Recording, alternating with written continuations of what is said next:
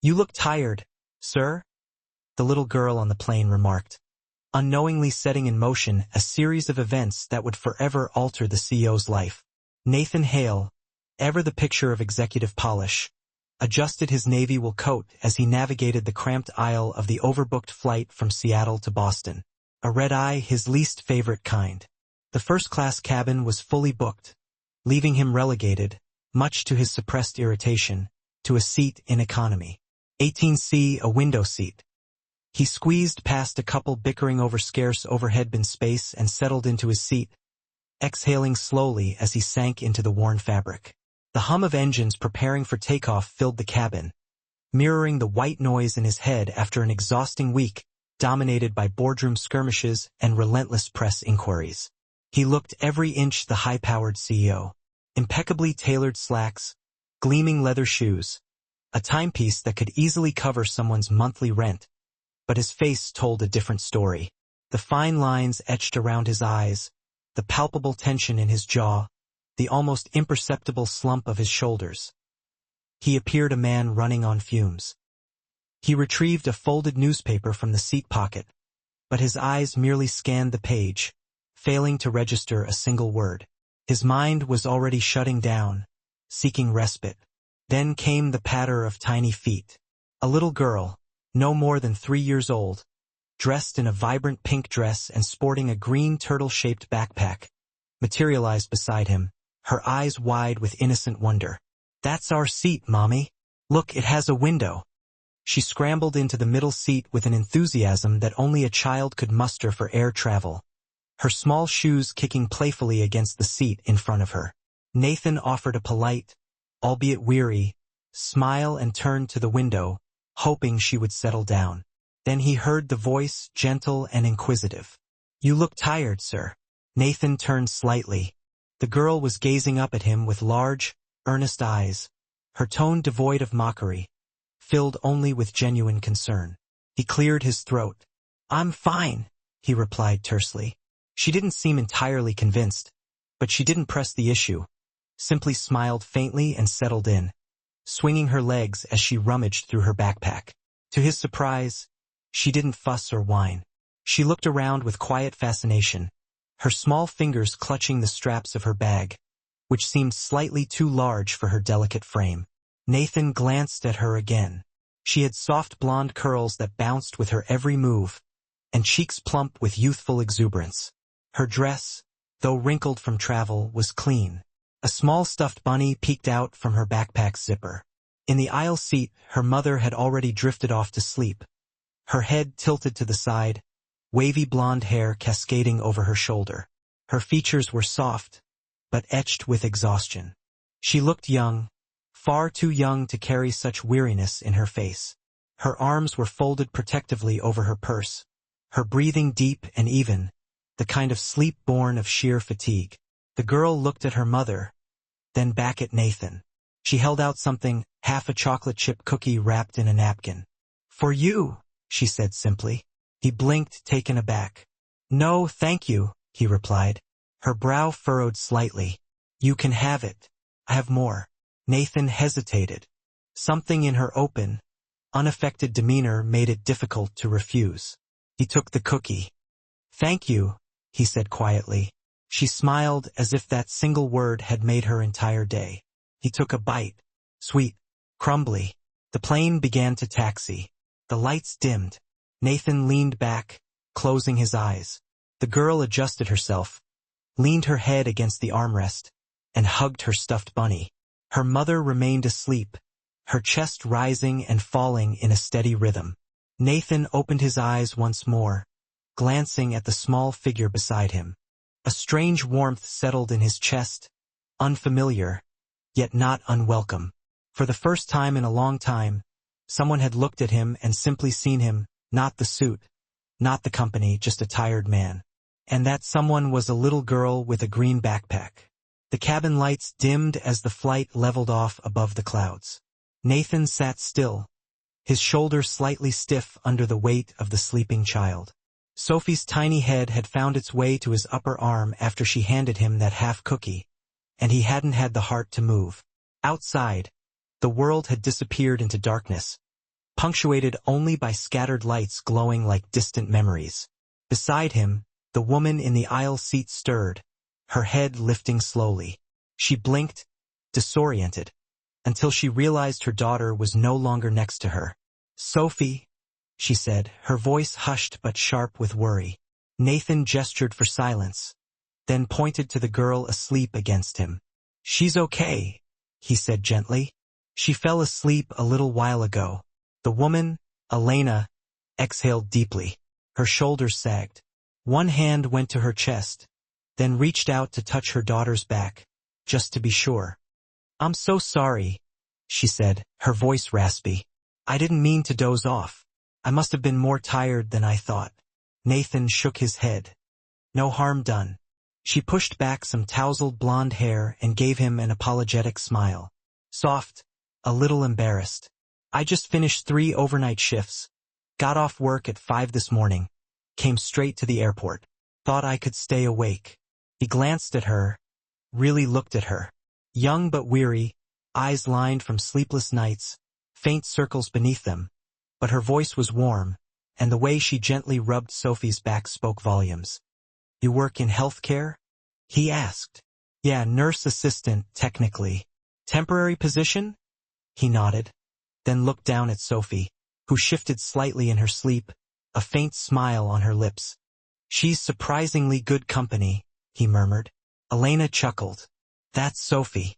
She thinks strangers are just friends we haven't met yet." Nathan smirked, fleeting but genuine. "I noticed." They sat quietly, the white noise of the cabin settling around them. The space between them felt oddly safe, not intimate, just human. "She's very thoughtful," he said. "Offered me half a cookie earlier." Elena smiled, a hint of pride in her eyes. "She does that when she thinks someone needs cheering up. She's observant." Nathan glanced at the crumb still clinging to his hand, then at Sophie. She was right. Elena tilted her head as if trying to decipher his tone, but said nothing. "I'm Elena, by the way," she offered, adjusting Sophie's blanket. "Nathan," he nodded. "Thank you for watching her. Not everyone's patient with kids." "She's easier to be around than most adults I know," he said, the corners of his mouth lifting slightly. Elena's expression softened. She looked at Sophie, then back at Nathan. "She sees people sometimes better than adults do." Nathan looked toward the window. "Maybe that's because she hasn't learned how to look away yet." Silence stretched between them, not uncomfortable, simply thoughtful. Outside, the plane soared above a sea of clouds, the sky vast and black. Nathan closed his eyes, letting the hum of the engines drown out his thoughts. But the image of that tiny hand offering him half a cookie lingered. By the time the plane landed in Boston, the moment had passed. Nathan disembarked, briefcase in hand, his purposeful gait returning. No words were exchanged, just a glance back at the tired woman and the sleeping child with a green backpack. But as the terminal lights blinked overhead and the crowd swept him away, Nathan couldn't shake the quiet feeling that something inside him had shifted. He wasn't sure what it meant, only that it had been a very long time since he'd felt it. Boston greeted him with drizzle and gray skies. A black car waited at the curb. The driver held an umbrella, but Nathan barely noticed the chill. His mind was elsewhere, still somewhere at 35,000 feet. The quiet kindness of a stranger's child shouldn't have stayed with him. And yet it had. Back home, he poured himself a drink, as always, and stood by the tall window of his penthouse. The city glittered below, but none of it touched him. It never had. His eyes fell upon a framed photo on a low shelf. Dust clung to the edges. He hadn't touched it in years. Emily, his wife, his best friend, the one who loved him before the success, before the suits. They were married for 10 months before a rainy night, a red light, and a phone call shattered everything. He buried her in the fall, the leaves ablaze with color that day. She would have loved that. Since then, life had become ruthlessly efficient. Meetings, mergers, expansion, no distractions, only responsibility. Especially now, with his mother's health failing, donor lists, blood types, and risks dominated every conversation. He visited, signed forms, asked questions, then went back to work. It was how he survived structured emptiness. But for the first time in 5 years, something had disrupted the rhythm, and it had started with a girl in a pink dress and a green backpack. The scent of antiseptic assaulted Nathan as he stepped through the sliding glass doors of the hospital. Cold, clean, clinical, just like every visit before. He passed the reception desk with a quiet nod and took the elevator to the 6th floor, where his mother had been admitted for another round of tests. The hepatology wing was quiet, the kind of silence punctuated by muted, beeping monitors and tired footsteps. Nathan had never liked hospitals. They were places of endings, of waiting, of helplessness. He tucked his hands into his coat pockets as he turned a corner toward the nurse's station. He had come to check on donor registration updates, but as he walked down the hall, a familiar voice caught his attention. "Okay, Mr. Donovan, slow and steady. We've got all the time in the world." Nathan glanced toward the sound. A young woman in scrubs, a light blue top, and a white coat loosely tied, was gently helping an elderly man with a walker. She walked beside him, her voice calm and patient. It took him only a moment to recognize her. The wavy blonde hair, the quiet strength in her voice, the eyes warm but tired. "Elena." He stopped without consciously deciding to. She didn't see him at first.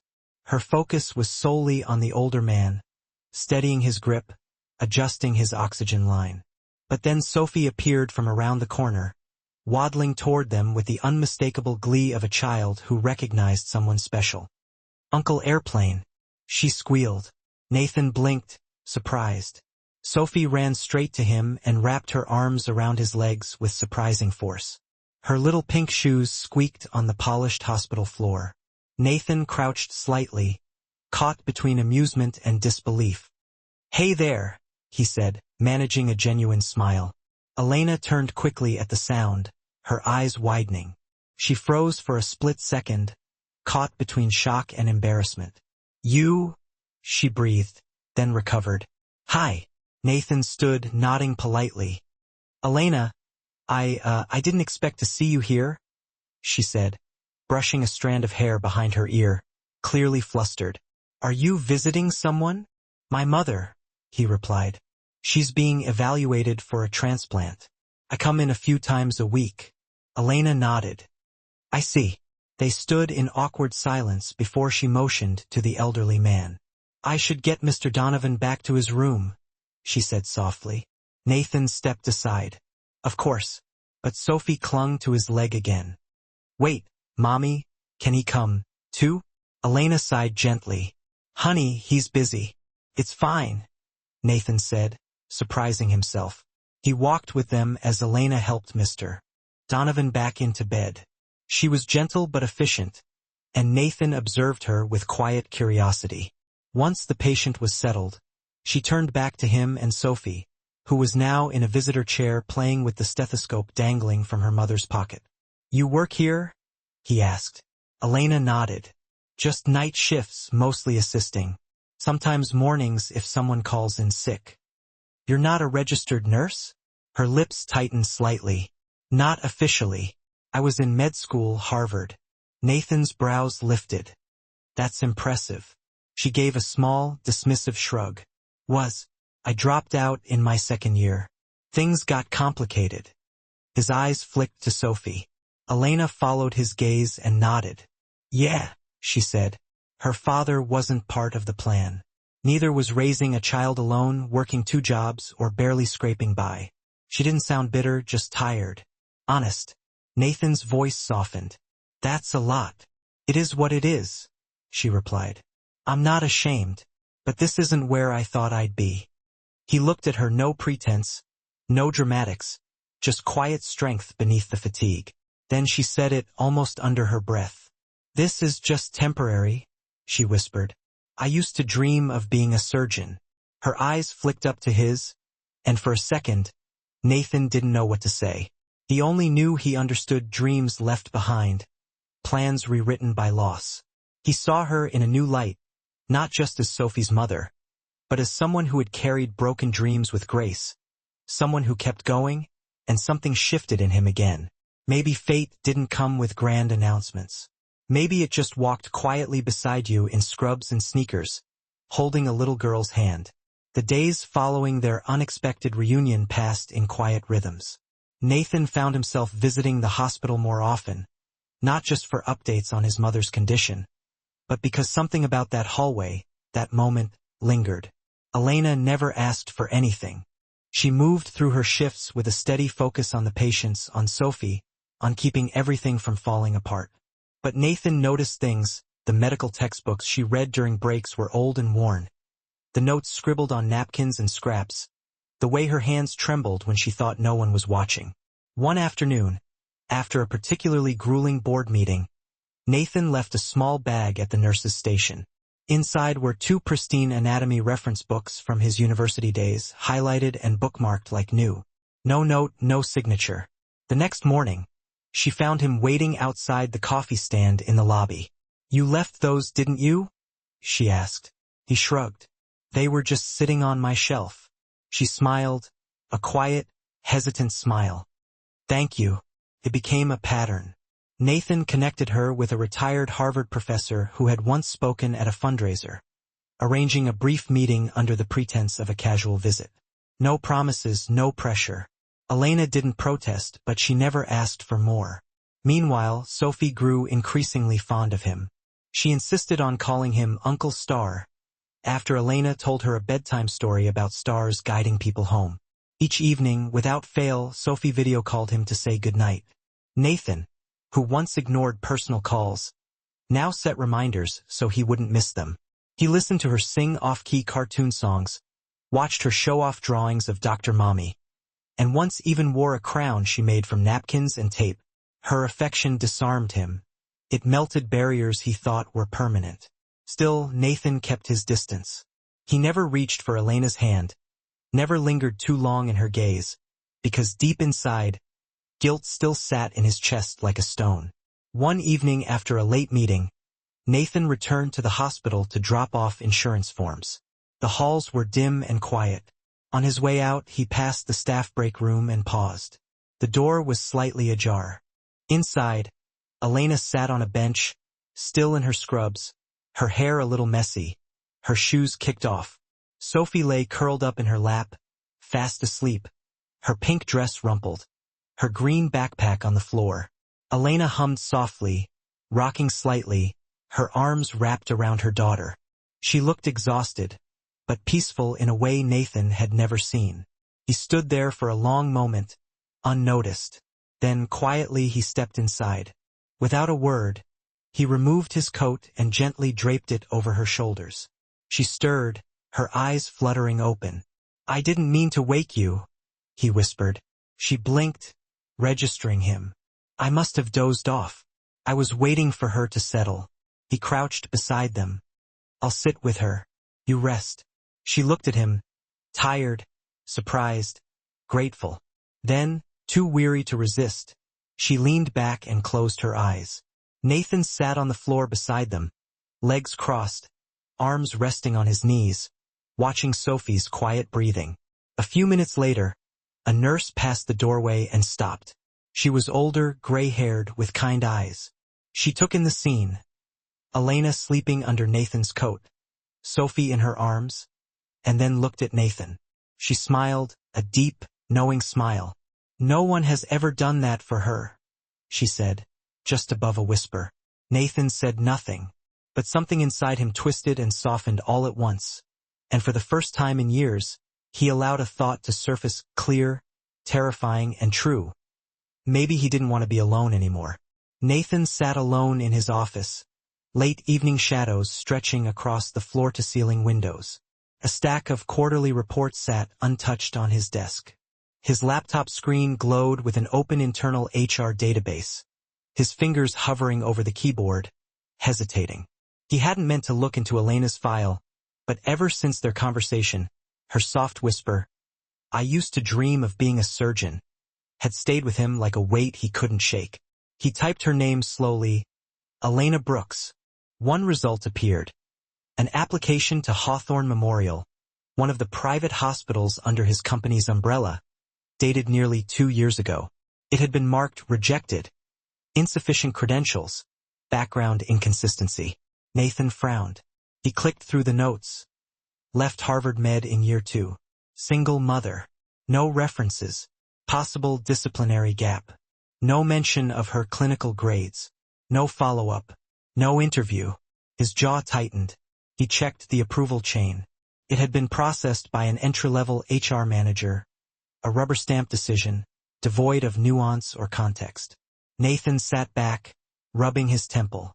This was his company, his name on the wall, and a woman like Elena, qualified, capable, trying, had been dismissed without even a conversation.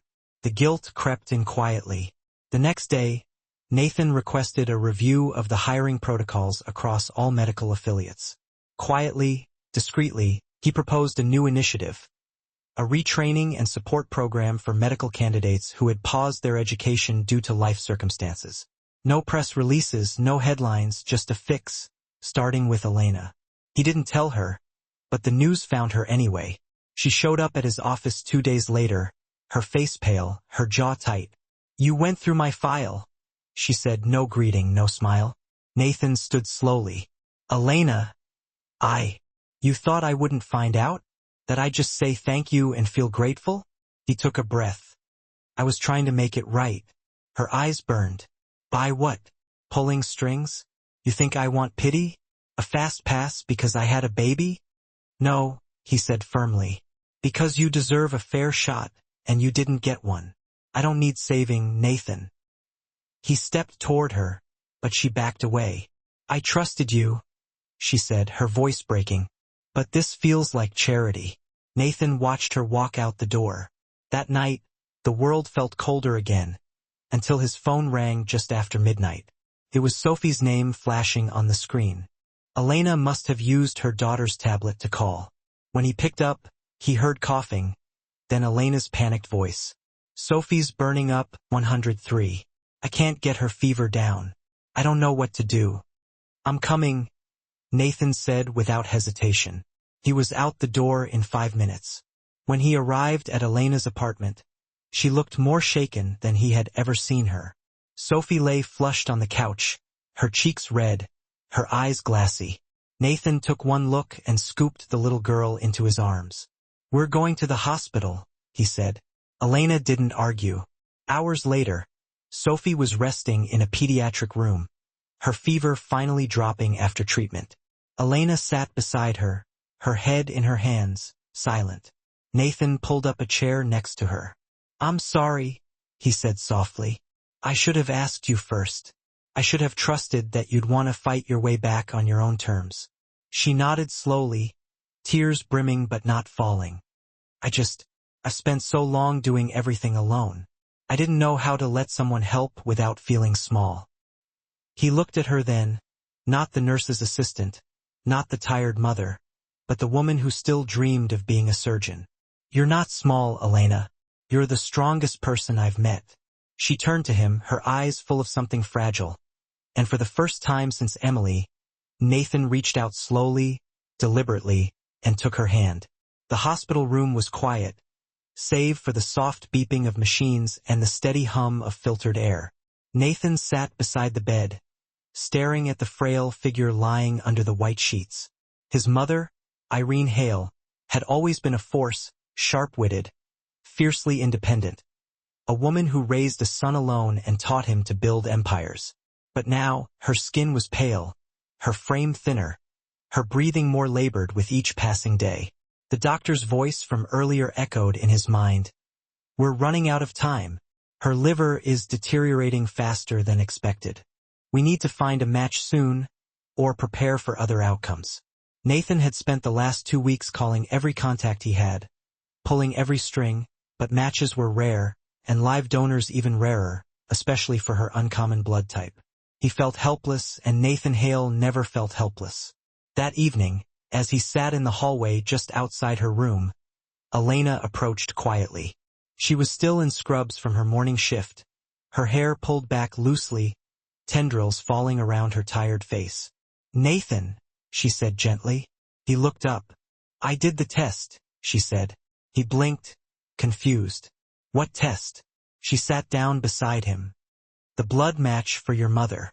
Nathan straightened. Elena, no. I'm compatible. His breath caught. No, absolutely not. I'm healthy. I already spoke with the transplant team. I'm eligible. No, he repeated louder this time. You're not doing this. This isn't your responsibility. She needs a donor, Nathan. She needs a donor, not you. You have a daughter. You have a life. This is too dangerous. I know the risks, she said calmly. He stood and paced, running a hand through his hair, frustration tightening his chest. You don't owe me this. You don't owe her this. This isn't a movie, Elena. This is real. This is your body, your health. She stood too, her voice steady. And your mother is running out of time. I won't let you risk yourself like this. I won't. She stepped closer. You don't get to make that decision for me. Nathan looked at her then. Really looked at her, the fire in her eyes, the calm certainty. She wasn't doing this out of guilt or gratitude. She was doing it out of love, compassion. But still, he couldn't bear the thought. You think I could live with myself if something happened to you? He said, his voice cracking for the first time in years. After everything, Elena's expression softened. She reached out, gently placing a hand on his chest. She gave you life, she said, her voice low and warm. Let me help give her a second one. Nathan swallowed hard. You've already given me mine, she added, tears glimmering in her eyes. In her eyes. For a moment, neither of them spoke a single word. He closed his eyes tight, his forehead pressing ever so gently against hers, a silent promise of solace. You shouldn't have to do this, he whispered, his voice laced with a mixture of guilt and tenderness. I want to, she replied, her voice firm yet filled with emotion. Later that night, Nathan stood at the foot of his mother's bed, his gaze fixed upon her sleeping form. The dim light cast long shadows across the room, highlighting the fragility of her presence. He held her hand, thin and cold within his own, a stark reminder of her declining health. And for the first time in what felt like an eternity, he prayed. He prayed not just for a miracle, a miraculous recovery that seemed increasingly improbable, but for the courage, the strength to accept one when it came. And perhaps, more importantly, to accept it even if it arrived in the form of someone he never expected, someone who had disrupted the course of his life. The morning light filtered softly through the large hospital windows, painting warm, golden stripes across the sterile white tiled floor. Outside, the city was already awake and moving, oblivious to the quiet drama unfolding within those walls. Cars honked impatiently, people rushed to their destinations, and time, relentless as ever, slipped by.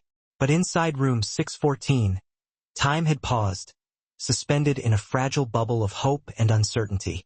Nathan stood by his mother's bedside, his posture tense, one hand resting gently on her shoulder, as if afraid to break the spell. Irene Hale stirred, her eyelids fluttering before finally opening, blinking against the sudden influx of light.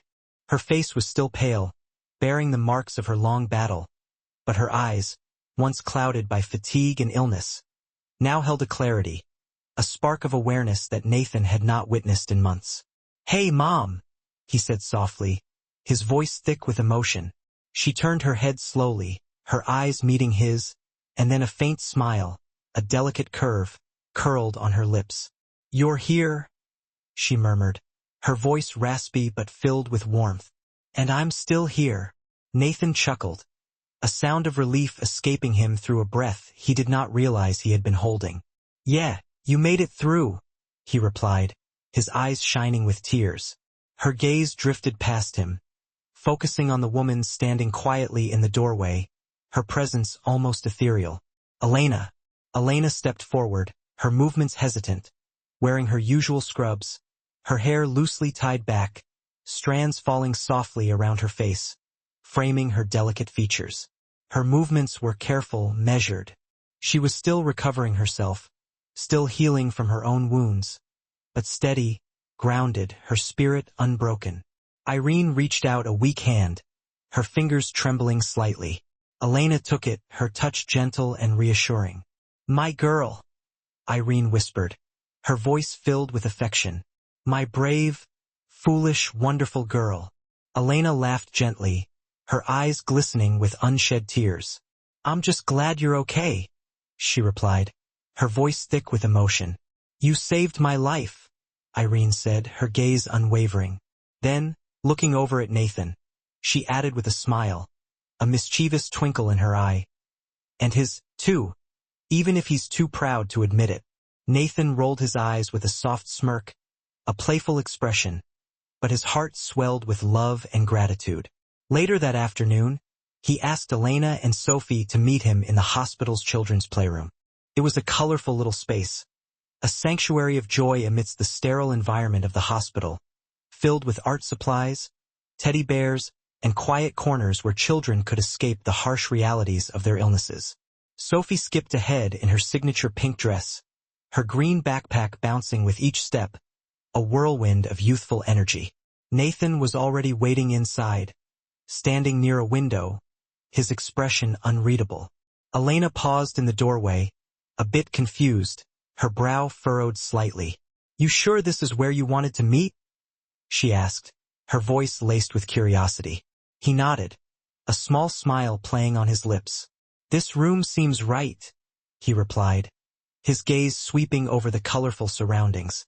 She stepped in as Sophie ran to a corner to pick out a stuffed bunny, her eyes wide with excitement. Nathan reached into his coat pocket and pulled out something wrapped in a small napkin, his movements deliberate. "I was thinking," he said, his voice hesitant, "about the moment everything changed for me." He unwrapped it, revealing its contents. Half a chocolate chip cookie. Elena stared, her expression a mixture of surprise and amusement. "This isn't the original," he said with a chuckle, his eyes twinkling. "But I never forgot it." She raised an eyebrow, a small smile forming on her lips. "Sophie's cookie?" she murmured, her voice filled with warmth. He nodded, his gaze softening. "That flight, that night, I was exhausted. I was empty, really. I thought I had nothing left to give anyone. And then this tiny girl with crumbs on her cheeks handed me a broken cookie like it was the most important gift in the world." He took a breath, his voice steady, filled with emotion. "And then she gave me you." Elena blinked back tears, her heart overflowing with love. Nathan knelt down on one knee, holding up the cookie, his eyes fixed on Elena. "I don't have a ring yet," he admitted, his voice filled with vulnerability. "But I have this, a promise, a beginning. Elena Brooks, will you build something messy, real, and beautiful with me? Will you marry me?" Elena covered her mouth with her hand, laughing through her tears, overwhelmed by the moment. "With a cookie?" she managed to ask, her voice choked with emotion. He grinned, his eyes shining with love. "It worked the first time," he replied, his voice filled with hope. Sophie clapped from across the room, her eyes wide with excitement, then ran over and threw her arms around Nathan, hugging him tightly. "Now you're not tired anymore, huh?" she giggled, her voice filled with joy. Nathan hugged her tightly, his voice thick with emotion as he whispered into her ear. "No, sweetheart, you woke me up." Elena knelt beside them, and together, the three of them stayed there in a room filled with tiny chairs and bright toys, surrounded by memories of sorrow and healing. What started as a chance meeting at 30,000 feet had brought them all to this moment, a testament to the power of connection and the unexpected turns of fate. And it all started with a cookie, a simple act of kindness that had blossomed into something extraordinary. The late afternoon sun bathed the backyard in a golden hue, casting long shadows across the lawn. Leaves in amber and rust tones drifted gently from the maple trees surrounding the little white house in the Boston suburbs, creating a picturesque scene. Laughter echoed from the garden where colorful balloons danced merrily in the gentle breeze. A picnic table covered in pink paper was scattered with handmade decorations, drawings of cats, stars, and a big crayon-drawn number 4, Sophie's 4th birthday. She dashed through the grass in her signature pink dress, her green backpack bouncing behind her, now filled with coloring books and plastic animals, her constant companions. Her cheeks were flushed with joy, and a tiara sat slightly crooked on her head, a symbol of her special day. She giggled under streamers, waving a ribbon wand like a parade leader, her imagination running wild. By the porch, Elena sat down a tray of cupcakes, her movements graceful and relaxed.